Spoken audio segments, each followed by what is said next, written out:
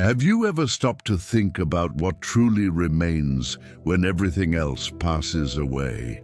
The Book of Ecclesiastes leads us on a deep and realistic journey through life. Solomon, with all his wisdom and experience, observed the cycle of generations, the pursuit of wealth, the weight of emotions, and the uncertainty of the future. And he realized that many of the things we chase are not able to sustain the soul. In this study, we will reflect on 12 lessons that reveal what is temporary and what is eternal. Each teaching confronts us with important questions about time, money, character, decisions, and purpose. Ecclesiastes is not a pessimistic book, but an honest one. It removes illusions in order to guide us toward true wisdom. If this message has been uplifting to you, consider subscribing to the channel and leaving a like. This simple gesture helps strengthen the content and reach even more lives. And if you would like, share in the comments where you are watching from. It will be a joy to know how far this word has reached. Now let's begin. Lesson 1. The cycle of life continues. One generation passeth away, and another generation cometh, but the earth abideth forever. Ecclesiastes 1:4. Solomon describes life as a constant flow. People are born, live their stories, face struggles, celebrate achievements, and in time, they depart. Soon after, another generation takes the same place, with new dreams and new challenges. The earth remains as the ongoing stage of this succession. This image reminds us that time does not stop, and that no one is the permanent center of history. The verse invites us to see life with balance, neither with despair over its brevity, nor with excessive attachment to what is temporary. Everything follows a cycle determined by God.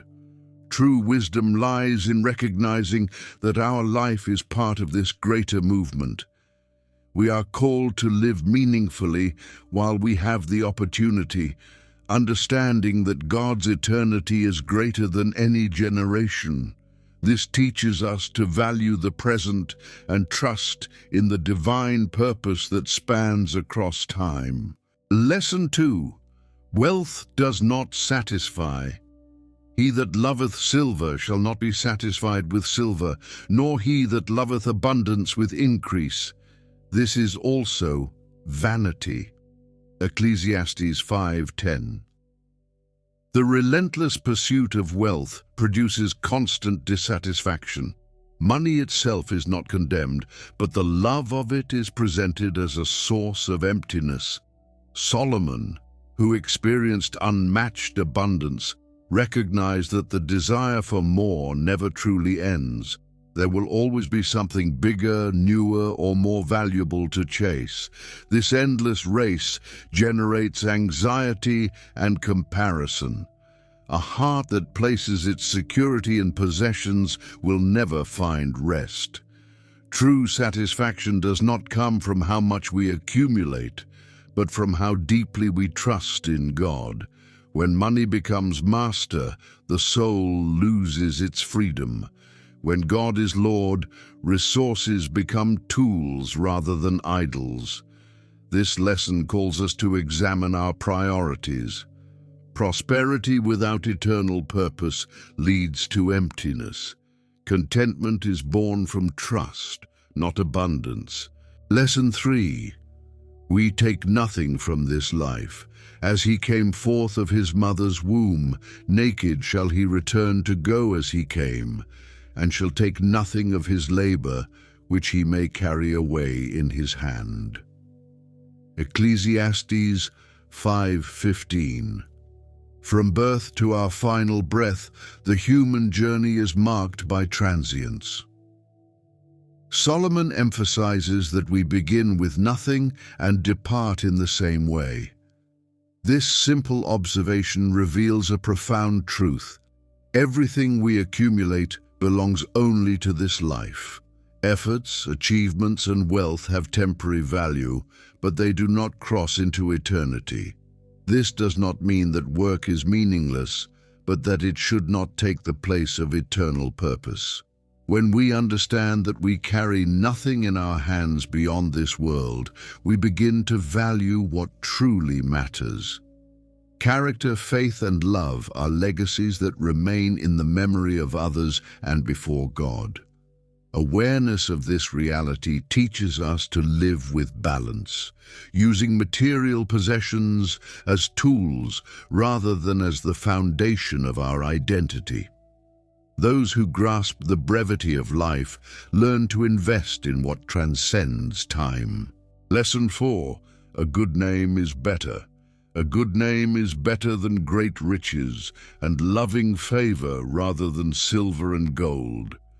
Ecclesiastes 7:1. Solomon reminds us that who we are is more valuable than what we own. A good name is not built on appearance, but on a life lived with consistency, honesty, and reverence for God. Wealth may fluctuate, investments may fail, and possessions may disappear, but character formed over time remains a lasting legacy. To be esteemed means to be trustworthy, someone whose word carries weight and whose actions confirm their principles. In a culture that exalts financial success, God continues to prioritize integrity. True prosperity is found in a clear conscience and in the respect earned through righteous choices. An upright reputation influences generations, inspires others, and glorifies God. Money may impress for a moment, but faithful character sustains relationships and opens doors in a solid and enduring way. To invest in integrity is to store up a treasure that neither time nor circumstances can destroy. Lesson 5. Mastery over emotions. Be not hasty in thy spirit to be angry, for anger resteth in the bosom of fools. Ecclesiastes 7:9. Solomon teaches us that a quick temper reveals inner weakness. Immediate reactions driven by impulse almost always produce undesirable consequences. Anger may arise as a natural response to injustice or frustration, but allowing it to rule the heart is a sign of foolishness.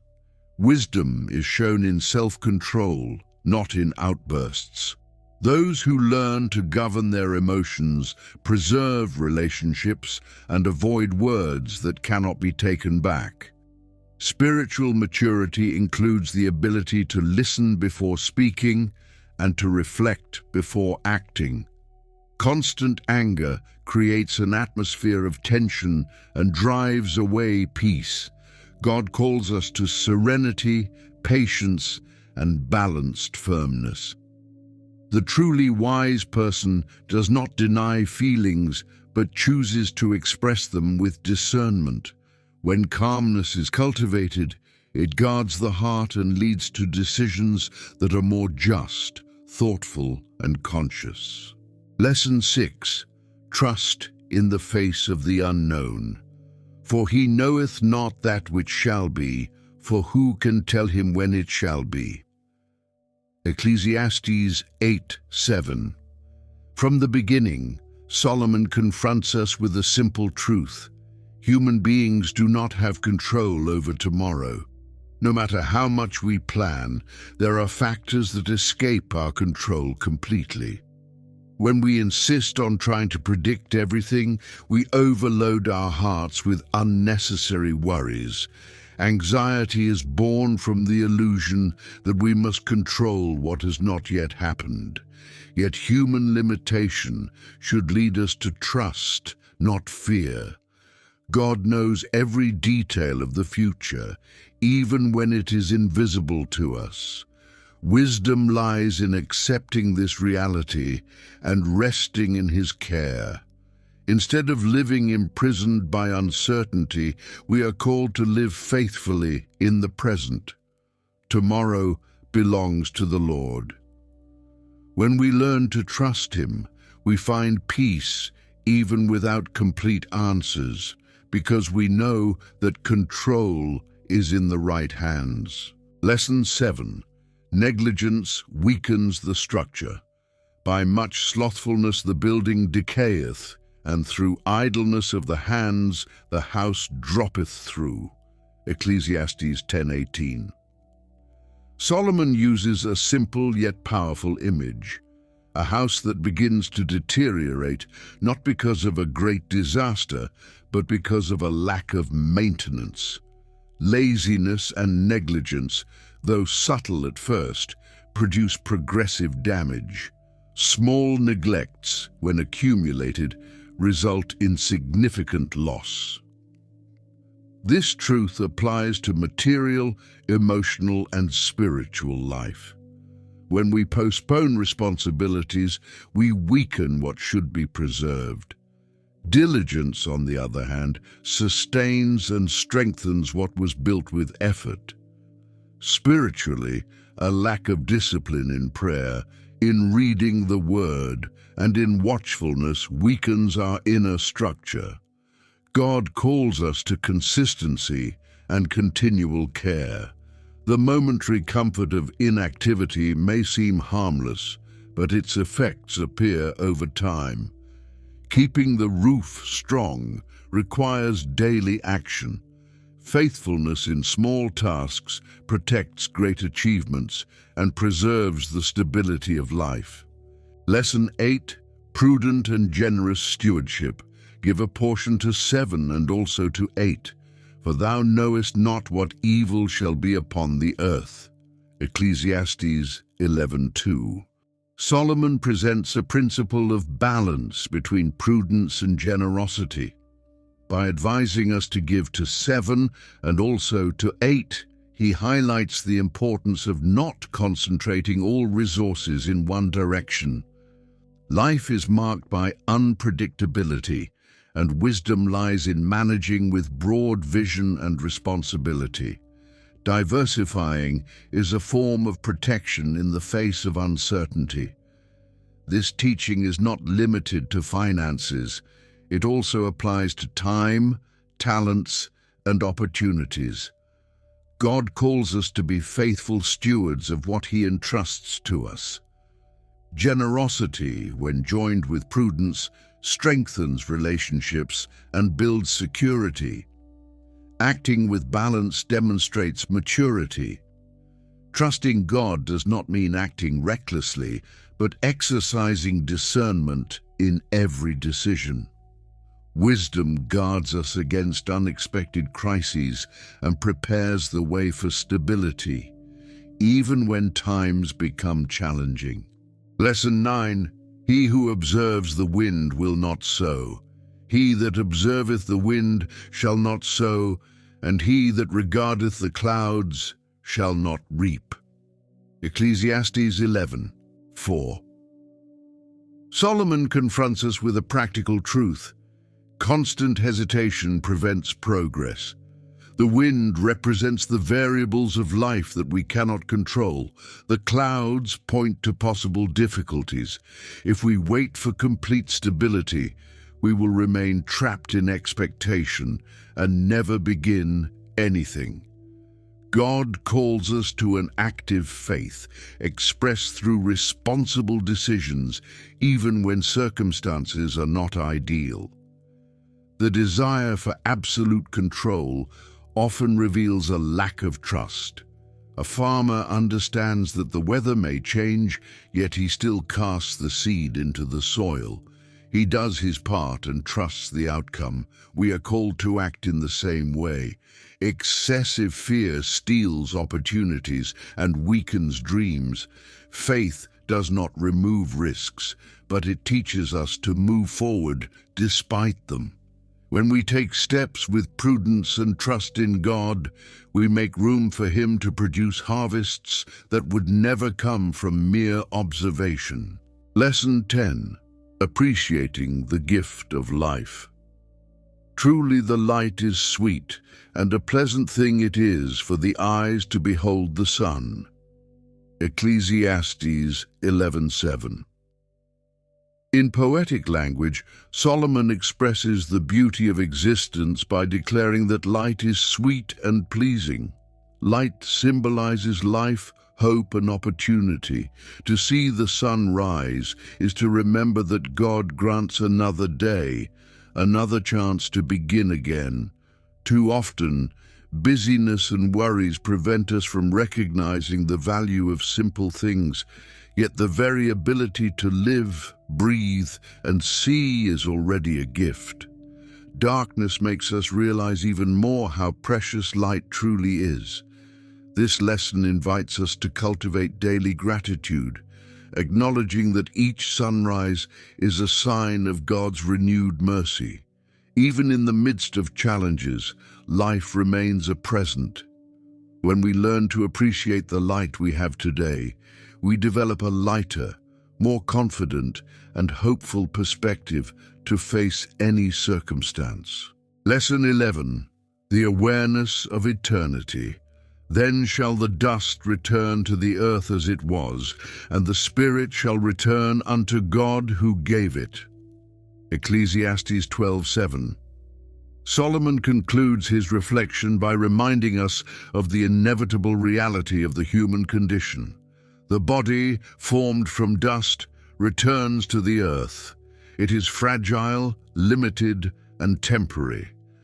Yet the spirit, the divine breath given by God, returns to the one who gave it. This truth calls us to live with an eternal perspective. Too often, we invest most of our time in what is visible and temporary, forgetting that our spiritual essence is what truly endures. Recognizing the finiteness of the body should not produce fear, but wisdom. Awareness of eternity helps us prioritize lasting values, cultivate a relationship with God, and live with purpose. Earthly life is brief, yet meaningful when aligned with the Creator. Preparing the soul is more important than preserving appearances. When we understand that we belong to God, we learn to live each day with reverence, responsibility, and hope in what is eternal. Lesson 12. The true purpose of life. Let us hear the conclusion of the whole matter. Fear God and keep His commandments, for this is the whole duty of man. Ecclesiastes 12:13.